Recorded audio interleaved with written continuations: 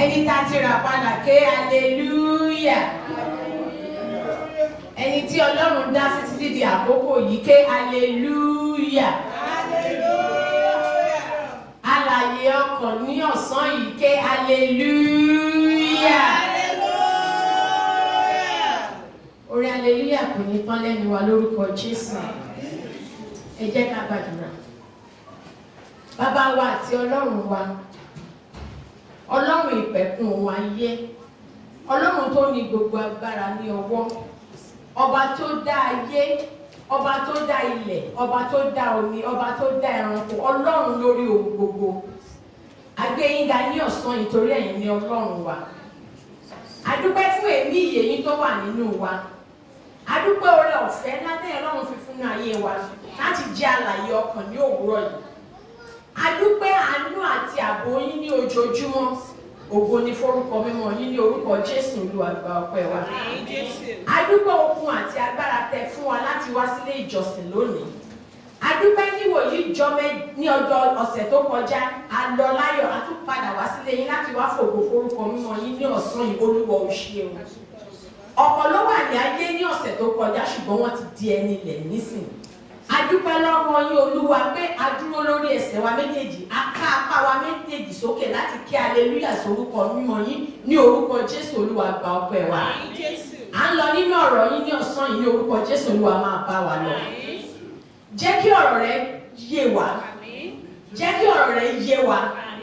Nínú ọ̀rọ̀ yìí, Bíbélì sọ wípé Ọlọ́run rán ọ̀rọ̀ rẹ̀ jáde, ó mú wọn lára dá, ó gbà wọn kúrò nínú ìgbèkùn wọn. Tí ọ̀rẹ́ ti máa jáde ní ọ̀sán yìí ní orúkọ Jésù, Olúwa jẹ́ kó mú wa lára dá.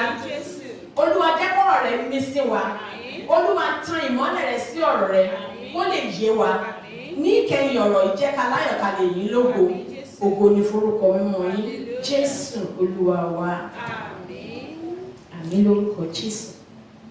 A kí yín káàbọ̀ sí ilé ìjọsìn Yorùbá. Ọlọ́run á fààyè gbà wá ní orúkọ Jésù. Nínú Tímótì kejì ẹsẹ̀ ìkẹrin, orí ìkẹrin ẹsẹ̀ ìkejì, ó sọ wípé wàásù ọ̀rọ̀ náà. Ó ní ọ̀rọ̀ Ọlọ́run wà fún títọ́ni, ó wà fún ìbániwí, ó dẹ̀ wà láti gbani níyànjú. Àkòrí ọ̀rọ̀ mi ní ọ̀sán yìí ìyànjú ni, torí gbogbo ẹ̀ ló wà nínú ọ̀rọ̀ Ọlọ́run. Ọ̀rọ̀ Ọlọ́run á tọ́ wa, á bá wa wí. Ìgbà míì gan ọ̀rọ̀ Ọlọ́run máa ń nàyàn lẹ́gba tí wàá wò pé ọ̀rọ̀ yìí èmi ló ń bá wí, ṣùgbọ́n yìí tí mo mú wá ní ọ̀sán yìí ni ìyànjú. Àkòrí ìwàásù mi ní ọ̀sán yìí ni pé adánimágbàgbé ẹni ni Olúwa. Ọlọ́run tó dá wa kò gbàgbé wa. Ìyówù ká má bàa máa là kọjá láyé yìí, nídà ó dùn mọ́ wa ní o, nídà kò dùn mọ́ wa ní o. Mo fẹ́ ká ní ìgbàgbọ́ ní ọ̀sán yìí pé Ọlọ́run ò gbàgbé. Ẹ̀kọ́ kíkà wa láòrí nínú Àìsáyà orí 49. Àìsáyà orí 49, a máa kà ní ẹsẹ̀ 14 títí dé 16. Àwọn ìdílé kan lélẹ́yìí, àwọn ìran kan lélẹ́yìí gẹ́gẹ́ bí àwa náà ṣe jẹ́ èèyàn Ọlọ́run, torí ènìyàn Ọlọ́run làwọn Síónì. Síónì wípé Olúwa ti kọ̀ mí sílẹ̀, Olúwa ti gbàgbé mi. Ó lè jẹ́ nǹkan tí ó ń jáde láti, a lè má sọ jáde gẹ́gẹ́ bí onígbàgbọ́ pé àwa sílé ìjọsìn lójoojúmọ́, ṣùgbọ́n nínú ìwà wa, nínú èrò wa, ṣé a gbọ́ wípé Ọlọ́run ti gbàgbé wa. Ó tó àkókò kan nínú ayé àwọn ọmọ Síónì náà sọ wípé Ọlọ́run ti gbàgbé àwọn. Adánimágbàgbé ni Ọlọ́run, kò sí ẹni tí Ọlọ́run gbàgbé. Ọ̀pọ̀lọpọ̀ ìdí ni ó yẹ ká fi mọ̀ pé Ọlọ́run kò gbàgbé wa. Olúwa dáhùn wípé ǹjẹ́ abiyamọ lè gbàgbé ọmọ tí ń fún lọ́mú? Ṣé ó lè má ṣàánú ọmọ bíbí inú rẹ̀? Bí àwọn ènìyàn ti lè gbàgbé, èmi kò ní gbàgbé rẹ. Olúwa kò ní gbàgbé wa ní orúkọ Jésù. Àwọn abiyamọ náà wà nínú ilé ìjọsìn lọ́wọ́lọ́wọ́ àti àwọn tó ń gbọ́ wa lórí afẹ́fẹ́. Ṣé ó ṣeé ṣe fún abiyamọ kó gbàgbé ọmọ tó bí? nǹkan tí Ọlọ́run béèrè lọ́wọ́ àwọn ará Síónì nìyẹn pé abiyamọ òbí tó bí ọmọ láti tó gbé oyún sínú láti jọ́ kìíní títí di oṣù 9 ó wá bí ọmọ yẹn tán. Ó ṣeé ṣe Jésù Ọlọ́run sọ wípé ó ṣeé ṣe wí tẹ́mi nímọ̀ pé kò ṣeé ṣe ṣùgbọ́n kò sí nǹkan tí ò ṣe Ọlọ́run mọ̀ jù wá lọ. Ó ṣeé ṣe kí èèyàn gbàgbé ọmọ ọmú rẹ̀ ọmọ tó fún lọ́wọ́ ṣùgbọ́n Ọlọ́run sọ wípé èmi kò ní gbàgbé rẹ̀. Ẹsẹ̀ 19 sọ pé wò ó mo ti fi gègé fín orúkọ rẹ̀ sí àtẹ́lẹwọ́ mi àwọn odi rẹ̀ sì ń bẹ níwájú mi nígbà gbogbo. Olúwa sọ wípé òun ti fín wa sí ọwọ́ rẹ̀. Tàbá mọ àwọn tó ń ṣiṣẹ́ gbẹ́nàgbẹ́nà àwọn tí wọ́n ya àwòrán sára yẹn àwọn náà ń pè ní gbẹ́nàgbẹ́nà tó máa ń fín nǹkan sí ara. Àwọn ń ya kíní kan sọ́wọ́ sí wọ́n ń pè ní tattoo tó máa ti fi sọ́wọ́ wọ́n ní wọ́n parẹ́ ọ̀bọ̀ mi tí ìrìbọn ṣe parẹ́. Èyí tó ti wà lọ́wọ́ mi yìí ọmọ ọdún 7 ni mo ti ṣe kò tí ì parẹ́ sí ìsìn. Òun ni Ọlọ́run sọ wípé mo ti fi gègé fín yín fi orúkọ rẹ̀ sí àtẹ́lẹwọ́ mi. Nǹkan tó máa dẹ̀ fín sí ara nǹkan kan kò ń kúrò ńbẹ̀. Ó fún wa ní ìrètí pé Ọlọ́run ti fín wa sí ọwọ́ ẹ̀. Ọlọ́run ò gbàgbé ẹnì kankan. Kò ní yòówù tá a bá là kọjá. Àdúrà tó wù ká ti máa gbà sí Ọlọ́run ní ọdún kìíní, ọdún kejì, ọdún kẹta ẹ jẹ́ ká nígbàgbọ́ pé Ọlọ́run ò gbàgbé. Èèyàn kan ló máa ń sọ ní aago kékeré tó wà lọ́wọ́ wa la fi ń wo aago ńlá tí Ọlọ́run ṣe. Aago Ọlọ́run tóbi ju tiwa lọ. Oníwàásù tún sọ lórí kẹta ó ní ohun gbogbo ni àkókò wà fún. Àní àkókò tó máa mú ògo Ọlọ́run jẹ nínú ayé wa tá a fi fìyìn forúkọ Ọlọ́run àṣepọ̀ nǹkan tá à ń béèrè ní orúkọ Jésù. A ti máa rí oríṣiríṣi àwọn tí Ọlọ́run kò gbàgbé nínú Bíbélì. Tá bá wo Genesis orí 30 ẹsẹ̀ 22. Genesis orí 30. Rákélì lọ́lọ́run sọ nínú Bíbélì yẹn. Níta bá wo ẹsẹ̀ kíní oṣù mi báyìí ó lọ bá ọkọ ẹ̀ nígbà tó wò ó pé Ọlọ́run ti gbàgbé òun pé ọkọ òun ló lè ṣe ó lọ lọ ọkọ ẹ̀ láṣọ òun pé kò fún mi ní ọmọ. Èsì wọn náà torí Ọlọ́run ọkọ ẹ̀ tó jẹ́ kọ́ mọ̀ pé Ọlọ́run ló lè ṣe gbogbo. Ó sọ fún pé ṣé mi wá jẹ́ Ọlọ́run bí? Ṣùgbọ́n ó tún àkókò kan lẹ́yìn náà Ọlọ́run rántí Rákélì. Ọlọ́run sọ pé ó ṣì nínú.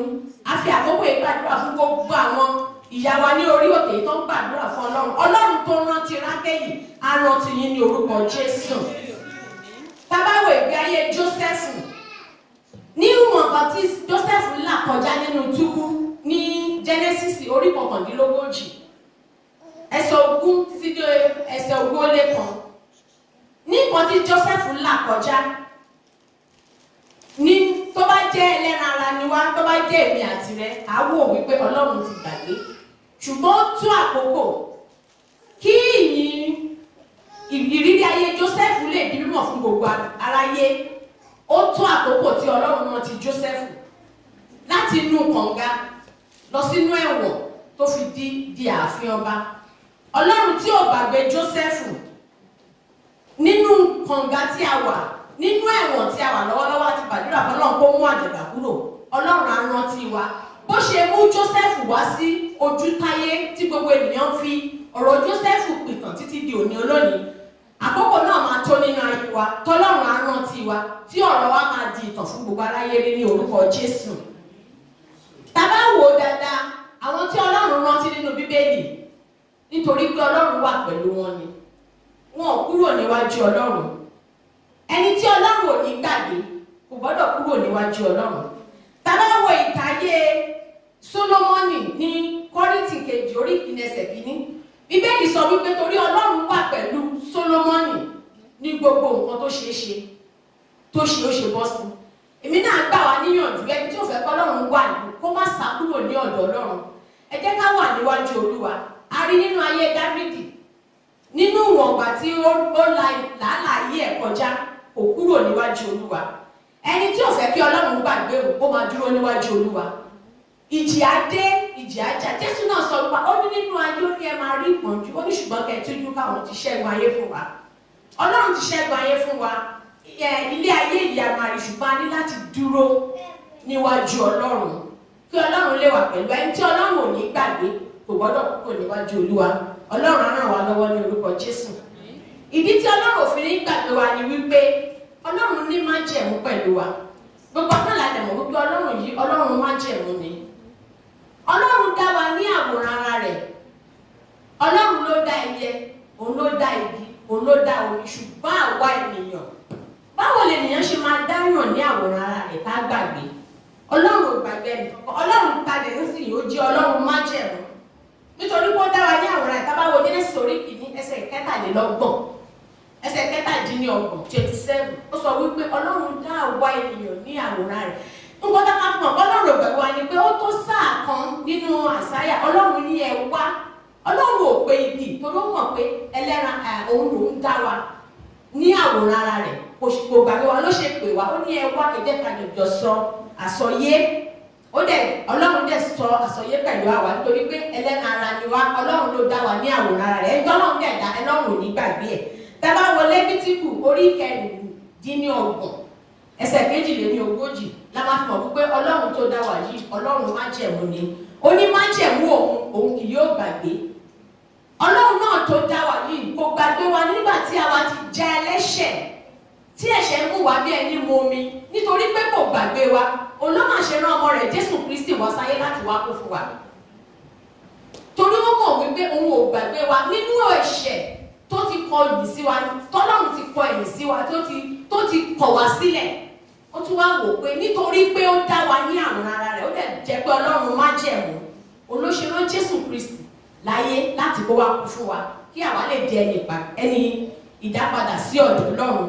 Ọlọ́run á ràn wá lọ́wọ́ ní orúkọ Jésù. Nǹkan tí a lè ṣe náà ni pé ká dúró níwájú Olúwa, ká má gbàdúrà. Gbogbo májẹ̀mú tá ti mọ̀ pé ọlọ́run ní pẹ̀lú wa yẹn, ẹ jẹ́ ká bẹ̀rẹ̀ sí gbàdúrà ẹ̀ níwájú ọlọ́run. Ọlọ́run tó ṣe májẹ̀mú yẹn náà á mú iṣẹ́. Ká dẹ̀ máa ṣàṣàrò lórí gbogbo májẹ̀mú ọlọ́run tó sọ eléyìí. Ọlọ́run májẹ̀mú yẹn, wàá dẹ̀ mú májẹ̀mú yẹn wá sí ìmúṣẹ nínú ayé wa. Ìjọ kan ni mo lọ sílé kan, ọkùnrin kan wá mú oúnjẹ ẹyẹ yẹn pọ̀ sí àgbàlá ẹ̀. Ó bẹ̀rẹ̀ sí fún wọn lóúnjẹ, ó fún wọn lóúnjẹ. Mo wá bí mo ní ṣe arákùnrin, mo ní ṣe ẹ̀yin lẹ́ni àwọn ẹyẹ yìí. Ló bá ní rárá. Mo wá ní kí ló dé? Ó wá sọ iye tó ń ra oúnjẹ àwọn ẹyẹ yẹn, iye báyìí lóore lé, iye báyìí lóore lé. Á wá bù sínú ihò kọ̀ọ̀kan. Àwọn ẹyẹ yẹn wọ́n wá jẹ oúnjẹ yẹn. Wọ́n á ní ṣóun lónìí, wọ́n lórí náà. Ó ní they are the bed of the world. Wọ́n á ní èwo ti tiẹ̀ o. Ló jẹ́ pé ìwọ ló fún wọn lóúnjẹ. Mo wá rántí nǹkan tí Jésù sọ nínú Bíbélì. Mo wá ní ọ̀rọ̀ Ọlọ́run òtítọ́ ni. Tá bá wo Mátíù orí 6 ẹsẹ̀ 13. Ọlọ́run sọ wípé àwọn ẹyẹ wọn ọ̀gbìn, wọn kórè, wọn ṣe kankan, ṣùgbọ́n bàbá ẹ̀ tó wà ní ọ̀run ó ń bọ́ wọn ní ojoojúmọ́. Wọ́n ní òótọ́ mà ní ọ̀rọ̀ Ọlọ́run. Ó ní they are bed of the world. Àwọn owó lápò ara ẹ̀ á lọ fi ra oúnjẹ ní ọjà, á máa kó fún àwọn ẹyẹ tí ò mọ̀ rí. Tí àwọn ẹyẹ bá lọ, wọ́n á tún padà wá. Òun náà máa jẹ́ ká mọ̀ wípé Bíbélì Jésù wá sọ fáwọn ọmọ ẹyẹ báyìí, ó ní ṣé ẹ̀yin ò ní iye lórí ju àwọn ẹyẹ yìí lọ tó jẹ́ pé ní ojoojúmọ́ wọn ò gbìn, wọn ò lọ sọ́jà, wọn ò ṣiṣẹ́, ṣùgbọ́n bàbá wa tó wà lọ́run ó ń bọ́ wọn ní ojoojúmọ́. Ó ní mélòó. So mò ń gbà wá níyànjú ni pé iyebíye ni wá níwájú Ọlọ́run. Ohun kò wù tí àbá máa là kọjá, ìṣòro kíṣòro tí ò bá wù pẹ̀lẹ́, ẹ jẹ́ ká gbà wípé Ọlọ́run wà pẹ̀lú wa nínú gbogbo ẹ̀. Ọlọ́run tó dẹ̀ wà pẹ̀lú wa yẹn náà kò ní fi wá sílẹ̀ ní orúkọ Jésù. Ohun kankan náà ló lè jẹ́ kí, torí mo rántí ìwàásù tí olùṣọ́-àgùntàn wá ṣe lọ́jọ́ kan ni pé mi ò rántí ẹsẹ̀ Bíbélì yẹn mọ́. Ó ní tó bá gbàdúrà òun ò ní gbọ́. Ọlọ́run sọ pé òun ò ní gbọ́ wà nínú Bíbélì, bóyá níjọ́ mi máa wà. Olùṣọ́-àgùntàn alágbà pé òun ò ní gbọ́. Kí ló lè mú kí Ọlọ́run má gbàdúrà kí Ọlọ́run gbàdúrà? Òun ní ẹ̀ṣẹ̀ nìkan ló lè mú kí Ọlọ́run má gbàdúrà wa. A dẹ̀ gbàdúrà gbogbo ẹ̀ṣẹ̀ tó lè jẹ́ kí Ọlọ́run má gbọ́ wa lónìí. Ọlọ́run á mú kúrò níwájú wa ní orúkọ Jésù. Ọlọ́run á gbàdúrà, a níye lórí ju ẹyẹ lọ. Ọlọ́run tó lè máa bọ́ ẹyẹ, Ọlọ́run ló dá wa, kò gbàgbé wa. Ohun kòówù tí a bá máa là kọjá ní àkókò yìí, Ọlọ́run á wá bá wa ṣe. Àrí Jóòbù náà ó láti tiẹ̀ kọjá, ó tó àkókò kan, Ọlọ́run ò gbàgbé. Wọ́n máa ń sọ fáwọn èèyàn pé nǹkan tá à ń là kọjá yìí ó lè jẹ́ pé Ọlọ́run àti èṣù wọ́n fi gàgàgà bọ́ ṣe ń bá gàgàgà lórí Jóòbù pé bóyá mo fẹ́ wò bóyá wà dúró, bóyá wà kọsẹ̀. So nǹkan kíkan tí àgbà máa là kọjá, ẹ jẹ́ ká gbà wípé Ọlọ́run wà pẹ̀lú wa ó dẹ̀ máa mú wa là kọjá ní orúkọ Jésù. Àwọn Hébérù 3 nínú náà Ọlọ́run gún wọn là kọjá, ohunkóhun tá máa là kọjá Ọlọ́run á mú wa là kọjá ní orúkọ Jésù. Ẹ jẹ́ ká gbà wípé adáni má gbàgbé ní Olúwa. Ọmọ ìgbàlà ké hallelujah. Hallelujah.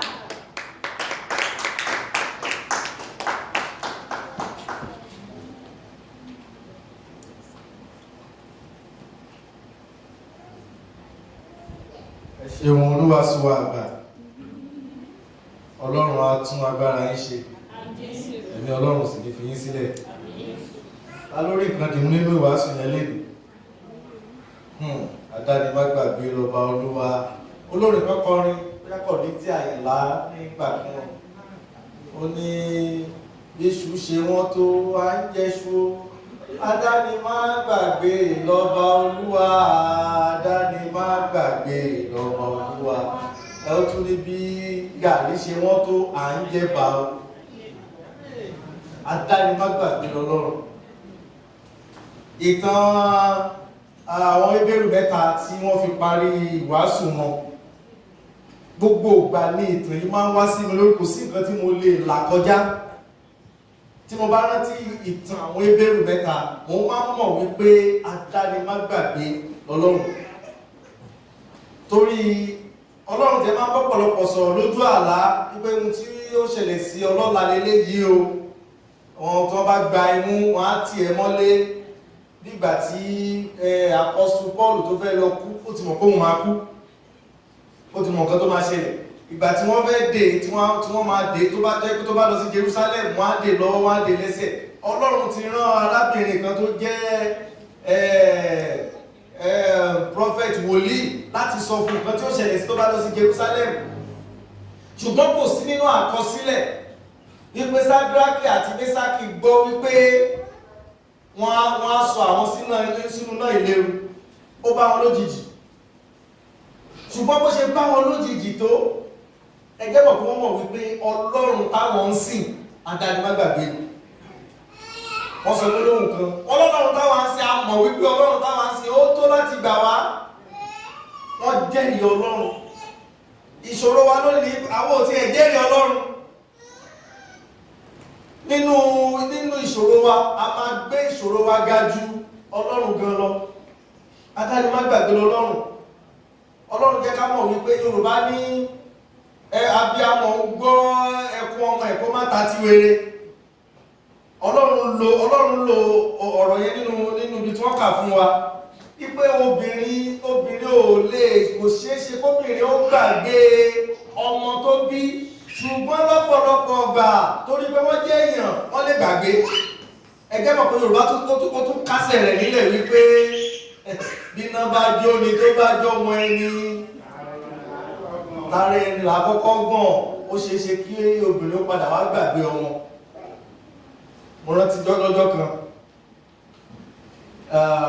ìkómọ kù ọ̀la, a wà níbi ìkómọ nínú ilé, ṣùgbọ́n àwọn ilé tí wọ́n máa ń kọ́ tí ò kì í ní àbájáde ni. Ṣe mọ̀ pápá ọ̀pọ̀lọpọ̀ ilé bíbá ilé òun lábájáde, ẹnu ọ̀nà lásán lóní. Bí ẹ bá dé àpátímẹ́ǹtì tèmi, kò síbi tó ti jáde, ibi tó gbà wọlé náà ló gbà jáde. Ọlọ́run máa jẹ kára ìdá, kí náà wá ṣẹlẹ̀ ní ẹnu ọ̀nà? Kí ni ẹ fẹ́ ṣe? N tó ṣẹlẹ̀ lọ́jọ́ yẹn gangan nìyẹn. A ti pọ̀lú lé yẹn, iná dẹ̀ ṣẹlẹ̀, a fẹ́ kó ọmọ tuntun wà, a fẹ́ kó ọmọ lọ́jọ́ kejì. Ẹnu ọ̀nà ni mítà wà, mítà iná ìjọba, mítà bá gbaná.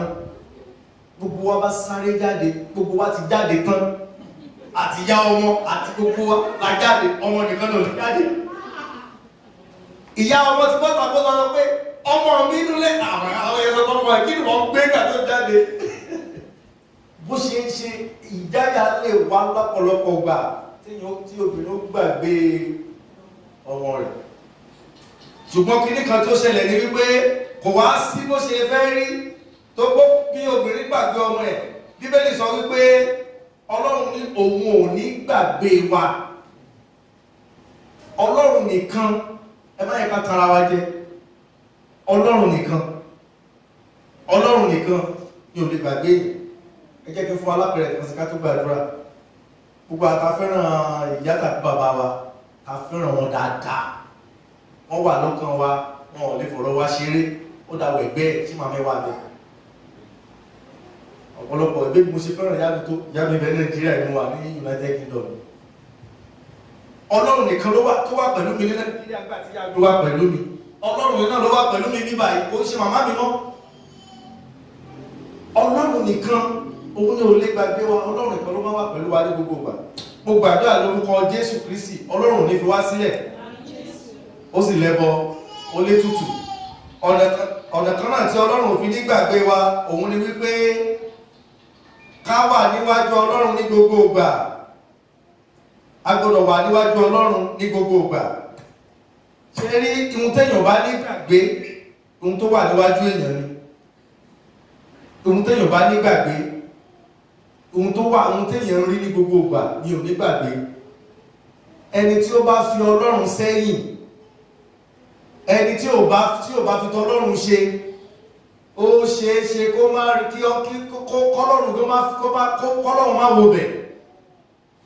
Ṣé ni bí Ọlọ́run ṣe dára tó, tí Ọlọ́run ṣe ní ìyọ́nú tó, bẹ́ẹ̀ gẹ́gẹ́ Ọlọ́run máa ń wò wá ní lọ́pọ̀lọpọ̀ gbà pé ṣe fẹ́ inú ẹ̀, ṣe fẹ́ inú ẹ̀, ṣe fẹ́ ṣe fẹ́ inú ẹ̀, ṣe fẹ́ inú ẹ̀. Nínú àwọn ìsìn tó kọjá láàárọ̀ akábì kan, ṣé mo lè rántí dáadáa báyìí? Dákàrí Jeremáyà orí márùnléní ọgọ́ta àbí kan márùnléní àádọ́ta ẹsẹ̀ kẹfà, Jeremáyà 55:6 ẹsẹ̀ kẹfà. Ó dàbí ká lóhùn ni. Ẹ wo àwọn èèyàn ni wọ́n sọ ń bẹ̀ fún ara wọn wípé Olúwa, a ò ní fi ọ́ sílẹ̀, a máa sìn ọ́, a ò ní gbàgbé òfin rẹ.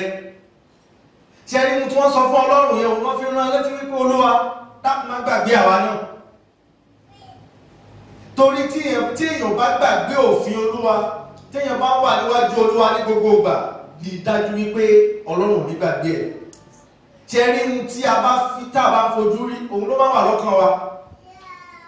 Ohun tá a bá ń fojú rí, tá a bá rí ní gbogbo ìgbà, òun la máa ń fi sọ́kàn. Ohun tá a ti fi sẹ́yìn tá a ná ní ẹ̀mọ́, ó ṣeéṣe ká gbàgbé ẹ̀. Bàbá wà níwájú Ọlọ́run ní gbogbo ìgbà, Ọlọ́run ní gbàgbé wa. Adáni má gbàgbé, òun ni Ọlọ́run. Nígbà táwa ń sùn, bàbí ẹlòmí tẹ̀tí ó ní bàjẹ́ lè tẹ̀ báyìí, táwa sùn báyìí á tún máa hàn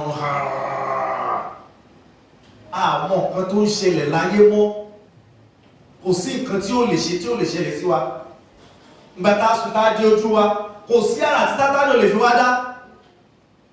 Àsìkò tá a sùn tá a rí nǹkan kan mọ́, tá a ti jọ̀wọ́ wọn sọ pé òun nígbà tọwọ́ ọmọdé, àgbàlagbà kan òun á má gbà.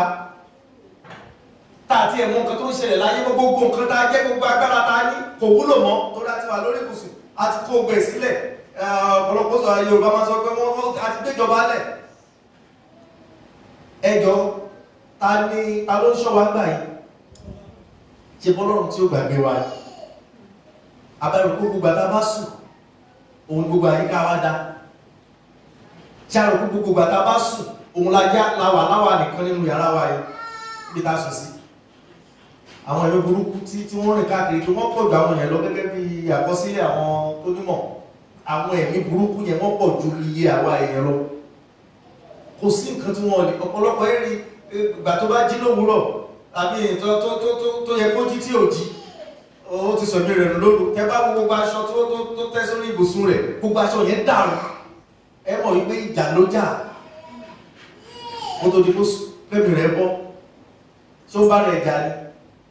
Ṣùgbọ́n bàtà bá jí lówùúrọ̀, tá bá sùn lálẹ́, ta kébé jí lówùúrọ̀, ẹnìkan ló ṣiṣẹ́ wọ̀n, ẹgbà ń pè ládá ní má gbàgbé nìyẹn. Gbàtà bá sùn ta ti káwọ́ sílẹ̀, ta kẹ́yìn sílẹ̀, tí ó ti ẹ̀ síta àwọn nǹkan tó ṣe ládùúgbò wa mọ́. Adá ní má gbàgbé ní Ọlọ́run. Kò ń gbàgbé wa o, lórúkọ Jésù, Ọlọ́run ní gbàgbé. Nínú gbogbo nǹkan tó wù ká máa là kọjá, ó ní tá a bá ń la omi kọjá, òun wà pẹ̀lú wa, bá a bá ń la kọjá, òun ò ní fi wá sí ẹgbẹ́. Ẹwọ́n ti tọ́ka fún wa yẹn, Ọlọ́run ti kọ wá sí òun ti kọ orúkọ wa sí àtẹ́lẹ̀ ọwọ́ òun. Ọlọ́run fi orúkọ wa sí àtẹ́lẹ̀ ọwọ́ òun.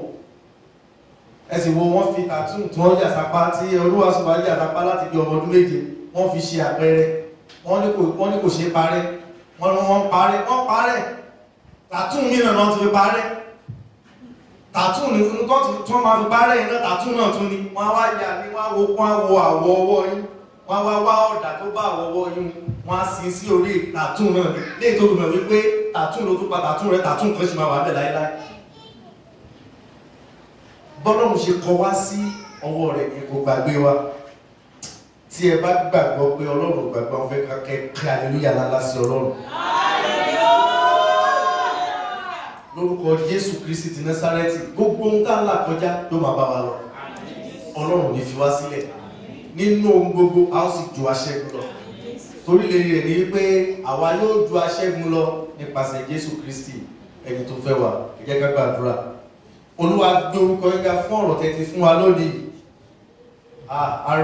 adúpẹ́ torí pé ẹ rán wa létí pé ẹ wà pẹ̀lú wa ọ̀rọ̀ ńlá lè rán sí wa adúpẹ́ torí pé nínú ọ̀rọ̀ yín ìkànnì ọ̀kan tí èmi rí dìmú lónìí ni wípé ọkàn mi balẹ̀ wípé ẹ gbàgbé mo sì mọ̀ pé bẹ́ẹ̀ lórí nínú ayé gbogbo àwa tá a wà níbí Olúwa ẹ máa ṣeun ní orúkọ Jésù Olúwa ẹ gba ọpẹ́ wa ẹni tẹ́ ti lò fún wa láti gbọ́rọ̀ yìí lónìí lórúkọ Jésù Kristi ti Násárẹ́tì bàbá mọ́ afẹ́kẹ́ mí èmi yìí sí wọn lórúkọ Jésù ọ̀rọ̀ tí wọ́n ti sọ bàbá mọ́ máa gbàdúrà lónìí bàbá ẹ̀mí padà sínú ayé wọn ọ̀rọ̀ yìí lórúkọ Jésù ẹ máa kó jẹ́ ìtakò fún wa lọ́jọ́ ìdájọ́ ẹ jẹ́ kó wúlò fún wa ní gbogbo ọ̀nà gbogbo bí tá ń là kọjá gbogbo tá tún là kọjá ìlérí tá ti gbọ́ lónìí àti ọ̀rọ̀ yìí òun ní pẹ́ wà pẹ̀lú Olúwa má fi wá sílẹ̀ nínú ọ̀sẹ̀ tuntun yìí Olúwa máa bá wa lọ mo pàṣẹ sínú ayé wa lọ́sẹ̀ yìí yóò dára fún wa lọ́sẹ̀ yìí inú wa ó dùn lọ́sẹ̀ yìí ayọ̀ wa ó kún lọ́sẹ̀ yìí ẹnikẹ́ni ò ní sọ ẹ̀mí rẹ̀ nù lórúkọ Jésù ní ọ̀sẹ̀ tó bọ̀ ẹ jẹ́ ká wá pẹ̀lú ìjẹ́rìísí agbára ẹ̀mọ́ yín agbẹ́tọ̀lẹ́gbẹ́ ti gbọ́ àdúrà wa ògo ni fún orúkọ mímọ́ yín ní orúkọ Jésù Kristi Olúwa wa